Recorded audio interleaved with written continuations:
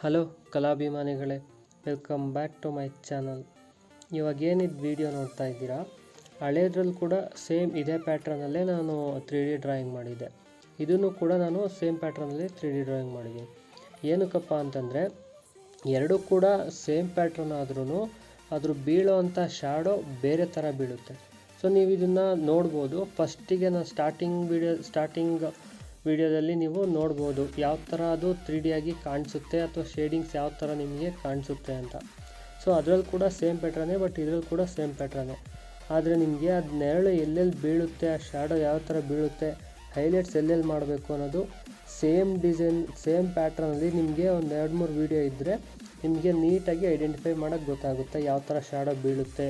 Same ಪ್ಯಾಟ್ರನಲ್ಲೇ ಯಾವ್ಯಾವ ಲೆಟರ್ಗೆ ಯಾವ್ಯಾವ ಥರ ಶ್ಯಾಡೋ ಬೀಳುತ್ತೆ, ಎಲ್ಲೆಲ್ಲಿ ಬೀಳುತ್ತೆ ಅನ್ನೋದು ನಿಮಗೂ ಒಂದು ಐಡಿಯಾ ಬರಲಿ ಅನ್ನೋ ರೀಸನ್ಗೋಸ್ಕರನೇ ಸೇಮ್ ಪ್ಯಾಟ್ರನಲ್ಲೇ ಮಾಡಿದ್ದೀನಿ.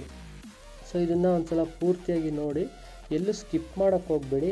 ಯಾಕೆ ಅಂದರೆ ಇದರಲ್ಲಿ ನಾನು ಪೂರ್ತಿಯಾಗಿ ಮಿಡಲಲ್ಲಿ ಎಕ್ಸ್ಪ್ಲೇನ್ ಮಾಡ್ತಾ ಇರ್ತೀನಿ ಯಾವ ಥರ ಶೇಡಿಂಗ್ ಮಾಡಬೇಕು, ಶ್ಯಾಡೋ ಯಾವ ಥರ ಬೀಳುತ್ತೆ, ಇದು 3D ಆಗಿ ಯಾವ ಥರ ಕಾಣಿಸುತ್ತೆ, ಅದು ಲೈನ್ ಯಾವ ಥರ ಬರುತ್ತೆ, ಅದೆಲ್ಲದನ್ನು ಕೂಡ ನಿಮಗೆ ಡೀಟೇಲಾಗಿ ಎಕ್ಸ್ಪ್ಲೇನ್ ಮಾಡ್ತಾ ಹೋಗ್ತೀನಿ. ಸೊ ಆ ರೀಸನ್ಗೋಸ್ಕರ ನೀವು ಪ್ಲೀಸ್ ದಯವಿಟ್ಟು ಇದನ್ನು ಸ್ಕಿಪ್ ಮಾಡೋಕ್ಕೆ ಹೋಗ್ಬಿಡಿ.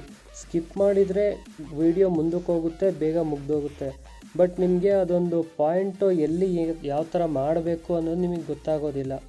ಇವಾಗ ಇದೇನು ನೀವು ಮಾಡ್ತಾ ಇರ್ತೀರಾ, ದೊಡ್ಡ ಮಿಸ್ಟೇಕ್ ಏನು ಮಾಡ್ತೀರಾ ಅಂದರೆ ಸ್ಕಿಪ್ ಮಾಡ್ತೀರಾ.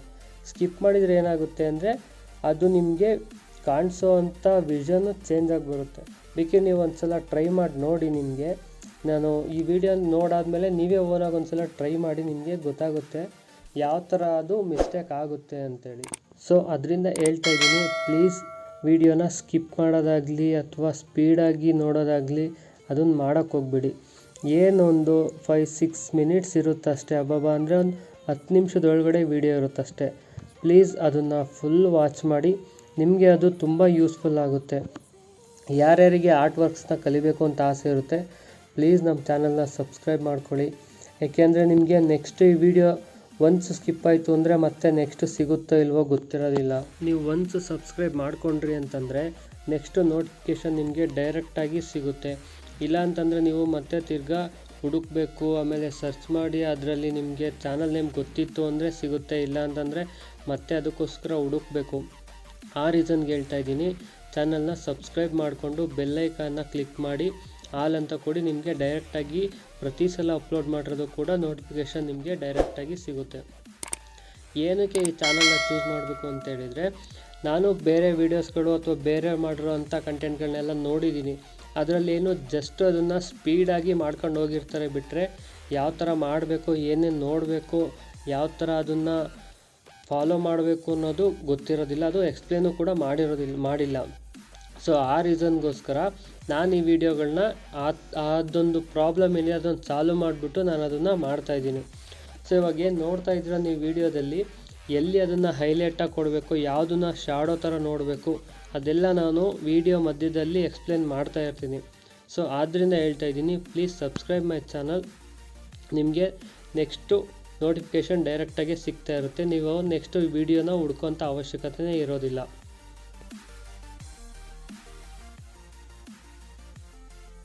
ನೀವು ಇವಾಗ ಇದೇನು ನೋಡ್ತಾ ಇದ್ದೀರಾ, ಇದರಲ್ಲಿ ಆ್ಯರೋ ಮಾರ್ಕ್ ಮಾಡಿ ತೋರಿಸಿದ್ದೀನಿ.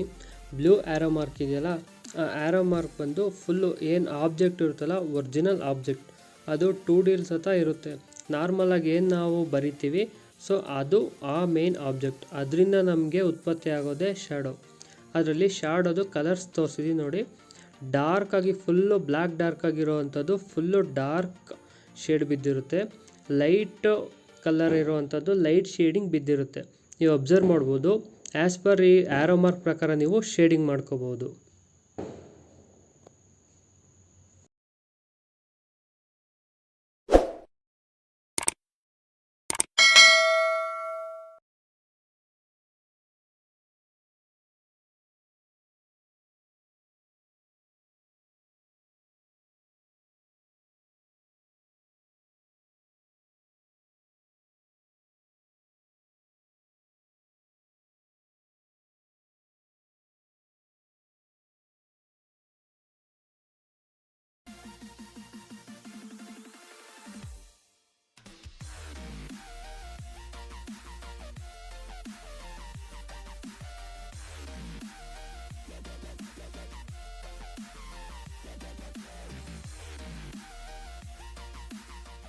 ಶೇಡಿಂಗ್ ಎಲ್ಲ ಆಲ್ಮೋಸ್ಟ್ ಕಂಪ್ಲೀಟ್ ಆದಮೇಲೆ ಏನಿದು ಮೇಲೆ ನೋಡ್ತಾ ಇದ್ದೀರಾ ಅದು ಮೇನ್ ಆಬ್ಜೆಕ್ಟ್ ಇದೆಯಲ್ಲ ಅದನ್ನು ಹೈಲೈಟ್ ಮಾಡಬೇಕಾಗುತ್ತೆ.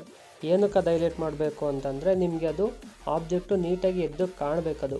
ಸೊ ನಿಮಗೆ ಬೇರೆ ಶ್ಯಾಡೋದಲ್ಲಿ ಅದರಲ್ಲೆಲ್ಲ ನಿಮಗೆ ಫುಲ್ಲು ಡಾರ್ಕ್ ಇತ್ತು ಅಂತಂದರೆ ಸೊ ಮೇನ್ ಆಬ್ಜೆಕ್ಟು ನಿಮಗೆ ಡಲ್ಲಾಗಿ ಕಾಣಿಸುತ್ತೆ.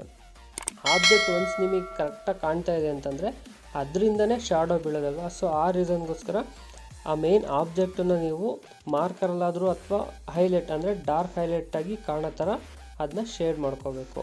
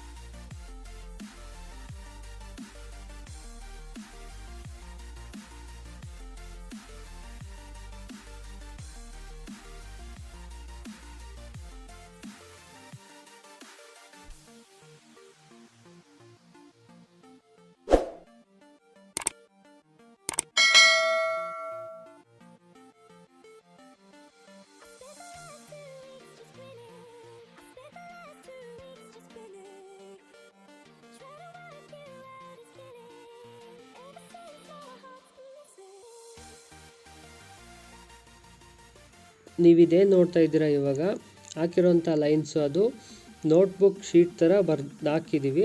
ಏನಕ್ಕೆ ಅಂತಂದರೆ ಇದು ಮೇನ್ ಕಾನ್ಸೆಪ್ಟ್ ಏನು ಅಂದರೆ ನೋಟ್ಬುಕ್ ಪೇಪರಿಂದ ಅದು ಸಿಂಗಲ್ ಪಾಯಿಂಟಿಂದ ಅದು 3D ಆಗಿ ಹೊರಗಡೆ ಬಂದಿದೆ ಅನ್ನೋ ಕಾನ್ಸೆಪ್ಟಲ್ಲಿ ನಾವು ಬರೆದಿರೋದಿದು. ಸೊ ಅದರಿಂದ ನಿಮಗೆ ಗೊತ್ತಾಗುತ್ತೆ ಎಷ್ಟು ಕ್ಲಿಯರಾಗಿ ಅದು ಒಂದು ಸಿಂಗಲ್ ಪಾಯಿಂಟಿಂದ ಹೊರಗಡೆ ಬಂದಿದೆ ಅನ್ನೋ ಥರ ಕಾಣಿಸ್ತಾ ಇದೆ. ಸೊ ಇದಾದಮೇಲೆ ನೀವು ನೀಟಾಗಿ ಔಟರ್ ಲೇಯರ್ ಏನಿದೆ ಅದು ಅಷ್ಟು ನೀಟಾಗಿ ನೀವೇ ಕಟ್ ಮಾಡ್ಕೋಬೇಕು. ನೀವು ಒಳಗಡೆ ಇರೋದು ಯಾವುದೇ ಪೋರ್ಷನ್ನು ಕಟ್ ಮಾಡಬಾರ್ದು. ಹೊರಗಡೆ ಏನಿದೆ ಅದನ್ನು ಮಾತ್ರ ನೀವು ಔಟರ್ ಲೈನ್ ಇರೋಂಥದ್ದನ್ನ ಫುಲ್ಲು ಕಟ್ ಮಾಡಬೇಕು. ಅದು ಕಟ್ ಮಾಡಿ ನಿಮಗೆ ಫೈನಲ್ ಔಟ್ಪುಟ್ಟು ನಿಮಗೆ ಗೊತ್ತಾಗುತ್ತೆ, ನೋಡಿ ಒಂದ್ಸಲ. ಹಾಗೆ ಇದನ್ನು ನೀವು ಪ್ರಾಕ್ಟೀಸ್ ಸದಾ ಮಾಡಬೇಕಾಗುತ್ತೆ. ಪ್ರಾಕ್ಟೀಸ್ ಮಾಡಿಲ್ಲ ಅಂತಂದರೆ ಏನೂ ಬರೋದಿಲ್ಲ. ಒಂದೆರಡರಲ್ಲಿ ನಿಮಗೆ ಬಂದಿಲ್ಲ ಅಂತಂದ್ರೂ ಕನ್ಸಿಸ್ಟೆನ್ಸಿಯಾಗಿ ನೀವು ಮಾಡ್ತಾಯಿದ್ರಿ ಅಂತಂದರೆ ಖಂಡಿತವಾಗಿಯೂ ಬರುತ್ತೆ. ಹಾಗೆ ನಮ್ಮ ವೀಡಿಯೋಸ್ಗಳನ್ನ ನೀವು ಕಂಟಿನ್ಯೂಸ್ ಆಗಿ ನೋಡ್ತಾಯಿರಿ, ವಾಚ್ ಮಾಡ್ತಾಯಿರಿ. ನಾನು ಇದೇ ಥರದ ಕೆಲವೊಂದು ಟಿಪ್ಸ್ಗಳನ್ನೆಲ್ಲ ಕೊಡ್ತಾಯಿರ್ತೀನಿ. ಅದರಿಂದ ನೀವು ಖಂಡಿತ ಬೇಗನೆ ನೀವು ಆರ್ಟ್ ವರ್ಕ್ನ ಕಲಿಬೋದು. Thank you for watching.